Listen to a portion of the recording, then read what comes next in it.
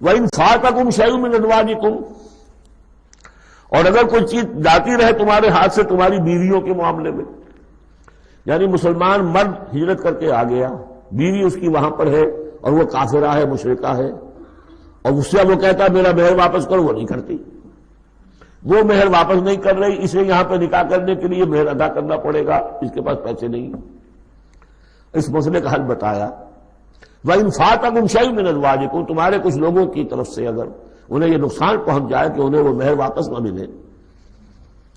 فَعَاقَبْتُمْ إِلَى الْكُفَّارِ، یہ کفار کے ہاں رہ گیا، وہ نہیں دے رہے تم مہر، فَعَاقَبْتُمْ، پھر اگر کہیں تمہارا ہاتھ پڑ جائے، کہیں کسی جگہ تمہیں فتح مل جائے، کہیں سے تمہیں مال غنیمت یا مال فہ ہاتھ آ جائے، فَآتُوا الَّذِينَ ذَهَبَتْ أَزْوَاجُهُمْ، تو ان لوگوں کو کچھ دے دلا دو کہ جن کی بیویاں جاتی رہیں اس کفر اور اسلام کی وجہ سے، رشتہ جو کٹ گیا ہے، تاکہ اب وہ اپنی اس رقم سے جو انہیں دی جا رہی ہے وہ یہاں نکاح کر سکیں، اور جو خواتین وہاں سے آ رہی ہیں جن کا کہ حکم دے دیا گیا کہ یہاں سے ان کے مہر واپس کر دو، تو اب ان سے وہ نکاح کریں گے تو مہر دیں گے تو تب ہوگا نا۔ فَآتُوا الَّذِينَ ذَهَبَتْ أَزْوَاجُهُمْ مِثْلَ مَا أَنفَقُوا وَاتَّقُوا اللَّهَ الَّذِي أَنتُم بِهِ مُؤْمِنُونَ، اور اس اللہ کا تقوی اختیار کرو جس پر کہ تمہارا ایمان ہے۔